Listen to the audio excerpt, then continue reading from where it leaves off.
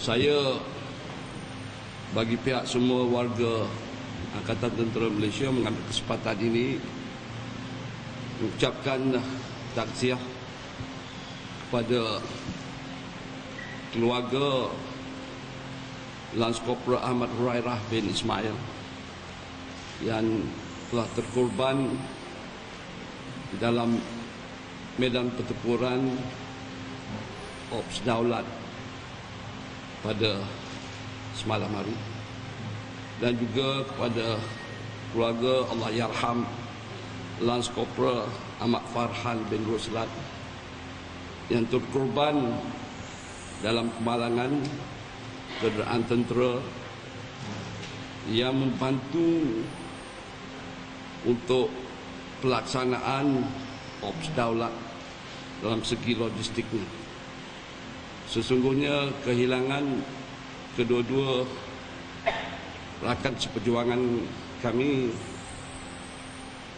adalah satu pengorbanan yang besar dan satu kehilangan yang besar kepada ATM. Jadi saya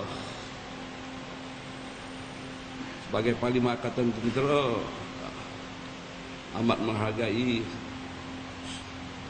pengorbanan ini, dan ianya sudah tentu meningkatkan lagi iltizam dan semangat kami untuk terus berjuang untuk menentukan kedaulatan tanah air. Kepada keluarga masing-masing, saya mohon agar mereka sabar menerima atau menghadapi dugaan ini, dan saya menyuruh seluruh rakyat berdoa semoga mereka diletakkan kalangan orang-orang yang soleh. Bagi Korporal Khairul Anwar bin Maisa yang tercedera dalam pertempuran semalam, keadaan beliau adalah tambah baik. Pada semalam harinya beliau telah menjalani operasi atau pembedahan selama 6 jam daripada pukul 2 hingga hampir pukul 8 malam, dan pada pagi ini beliau telah dipindahkan ke ward biasa dan telah pun dapat bercakap sedikit dan juga telah dapat minum air walaupun dengan menggunakan straw.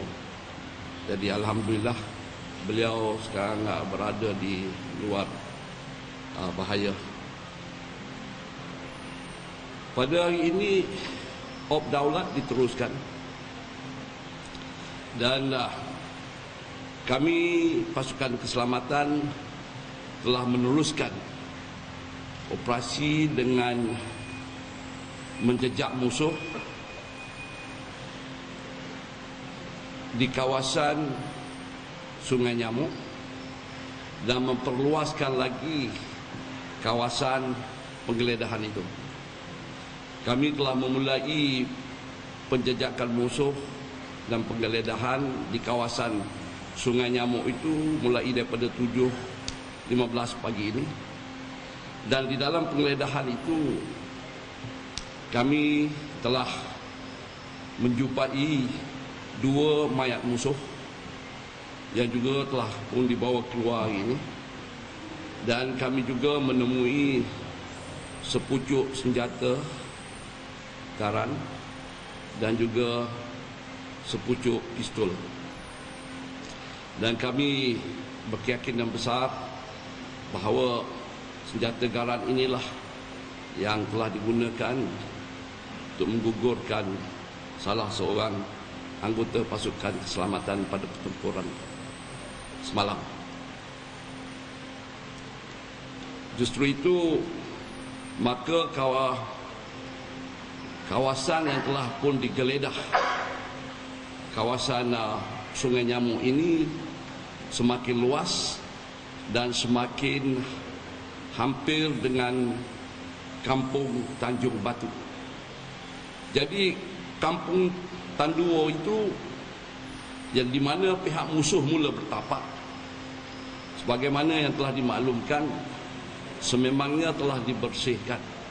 Tetapi pasukan keselamatan telah membuat keputusan untuk menggeledah kawasan di antara Kampung Taduo dengan Kampung Tanjung Batu, dan kawasan ini adalah kawasan Sungai Nyamuk. Dan kami percaya insya-Allah kami akan dapat menggeledah keseluruhan kawasan Sungai Nyamuk ini, berhampiran dengan pantai, iaitu 3 km daripada pantai keseluruhannya. Mulai kita akan dapat selesai mungkinnya besok.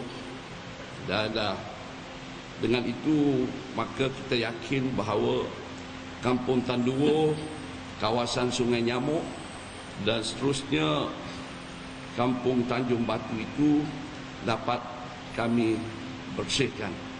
Selain daripada membersihkan kawasan ini, kami juga akan mendominasikan kawasan ini dengan truk-truk dan sistem-sistem yang tertentu untuk menentukan agar pasukan musuh tidak akan dapat masuk ataupun menyusupi kawasan ini lagi. Terima kasih. Saya telah mengarahkan Komisioner Polis Sabah dan juga ketua daerah untuk menambahkan kehadiran polis di kawasan-kawasan yang berhampiran dengan kawasan operasi. Saya telah mengarahkan supaya melihat balik kepada pos-pos polis yang ada di pesisiran pantai dan juga pos-pos polis tertentu di antara Lahad Datu hinggalah ke kawasan operasi ini.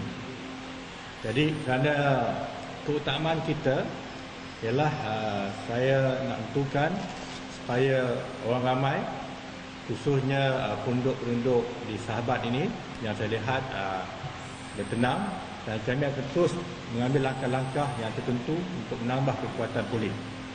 Jadi dengan arahan saya itu, saya mengharapkan Komisi Polis Sabah dan ketua daerah mencari poin-poin yang strategik, poin-poin yang strategik yang boleh terletak pos-pos ini nanti di tempat-tempat yang berhampiran dengan ramai.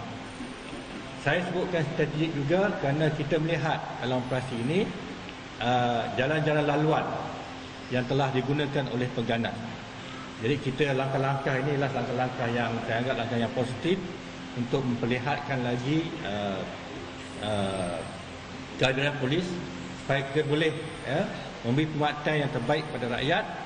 Dan yang keduanya, kita juga untuk kita laksanakan tindakan untuk menutup jalan-jalan yang kita rasa boleh digunakan oleh pengganas-pengganas ini. Inilah langkah-langkah yang saya rasa susulan atau kita melihat kembali operasi kita ini, dan rasa saya ini perlu untuk diambil untuk kita, kerana untuk keutamaan kita tidak mahu rakyat akan terjejas dan mereka-mereka yang duduk di pusat-pusat yang dah keluar kampung ini balik ke kampung mereka dalam masa yang dekat ini. Izinkan saya tambah juga, jadi jumlah musuh yang dapat ditumbangkan di pertempuran di kawasan Sungai Nyamuk semalam ialah seramai 4 orang. Semalam 2 orang, dan pada hari ini kita jumpa lagi mayat mereka 2 orang. Walaupun anggota kami berfikiran 3 yang dilihat tumbang dan kita melihat, kita menjumpai 2 semalam. Sebenarnya apabila kita menggeledah pagi ini, membuat penjejakan, terdapat 2 lagi musuh yang telah tewas. Dan juga untuk tujuan ini saya juga telah membawa beberapa aset baru untuk menentukan benda ini dapat auction ini dapat saya telah InsyaAllah mulai besok saya bawa helikopter lagi daripada pasukan udara tentera darat, dan juga saya telah membawa sekarang ini dalam perjalanan dengan kapal TUDM, dan insyaAllah akan sampai dalam beberapa hari lagi sebanyak sekurang-kurangnya 12 kereta perisai berantai track armored personnel carrier untuk bertugas di sini buat beberapa sekian lamanya sebagai untuk meyakinkan rakyat, khususnya rakyat negeri Sabah, bahawa kita mempunyai kekuatan dan keupayaan untuk menewaskan pihak musuh. Untuk menambah keadaan polis yang saya sebutkan tadi juga, saya telah meminta Komisioner Polis Sabah untuk menggunakan tenaga yang ada daripada jabatan-jabatan lain. Tidak semestinya daripada jabatan General Duty, tetapi juga menggunakan tenaga-tenaga yang lain daripada CID, narkotik, ataupun kalau terpaksa kita akan gunakan kekuatan kita yang ada dalam bahagian-bahagian logistik dan sebagainya. So, ini akan dilaksanakan secara berperingkat-peringkat, ya, bukan sekaligus. Jadi perkara ini perlu dikaji dengan teliti supaya kita dapat menggunakan human resource yang kita ada ni dapat digunakan dengan lebih baik lagi berdasarkan pada apa yang telah berlaku. Okey.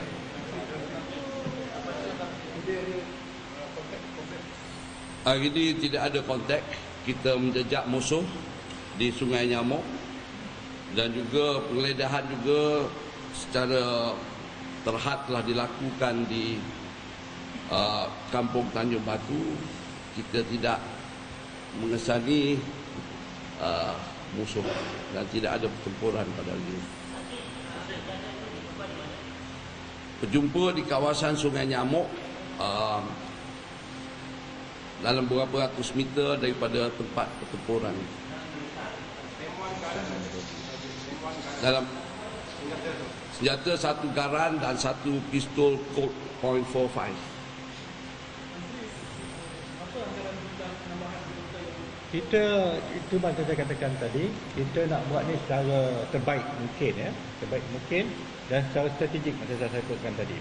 Ya, jumlahnya bila kita selesai nanti kita akan bagi tahu. Apa yang penting ialah ini langkah kita. Langkah kita, saya telah melihat kembali kedudukan geografi kawasan operasi kita dan juga daerah keseluruhannya. Jadi kita ambil perhatian ini dan juga kita mengambil perhatian pos-pos yang sedia ada. Adakah perlu kita membuat corak yang baru, ya, lokasi-lokasi yang baru. Inilah langkah yang untuk saya ambil. Seperti yang saya katakan tadi, untuk kita dua objektif kita, ya. Pertama ialah untuk kita dapat berkhidmatan kepada orang ramai, khususnya penduduk sahabat dan berdekatan ini. Dan yang keduanya, macam kata, kita nak tentukan kita dapat mengusung jalan pintas-pintas yang kita rasa boleh digunakan oleh pihak-pihak yang tidak bertanggungjawab. Dan dalam hal ini ATM akan terus bekerjasama dengan pihak PDRM untuk menjaminkan keselamatan penduduk-penduduk Sabah, khususnya di kawasan timur Sabah ini. Untuk anak yang kemarin kena tembak, apakah sudah ada identitasnya dan juga bagaimana penanganannya? Apakah sudah diberikan bantuan? Kemudian deadline operasi Jawa Tengah, apakah ada deadline? Semula kita dari mana, ya? Saya dari Jakarta, Indonesia. Okey, soalannya? Soal yang anak kena tembak kemarin, yang kemarin kena tembak, bagaimana penanganannya? Apakah sudah dapat bantuan? Identitasnya juga seperti apa? Dan asli dari warga situ kan seperti apa? Kemudian pertanyaan kedua adalah deadline-nya sampai kapan operasi yang dikerjakan? Oh, siapa yang identitinya? Musuh? Yang budak yang kena tembak kemarin. Begini, ya, peringkat awal yang kita dapati, budak yang kena tembak itu dan orang sudah itu ada kaitan, iaitu bapa dan anaknya, ya, itu ada kaitan, ya, ada kaitan. Jadi mayat budak itu ada di mortuary, ya, yang yang kita percayai bapaknya itu masih lagi di rawatan di hospital, ya. Ya. Oh, ini ditanya sampai bila dalam organisasi tersebut. Kita akan cuba untuk menyelesaikan ini secepat yang mungkin. Tetapi sebagaimana yang kita tahu, pihak musuh telah berpecah di baki musuh itu telah berpecah di dalam kumpulan yang kecil. They have broken into small groups. And now it is a matter of enforcing our intelligence to detect this.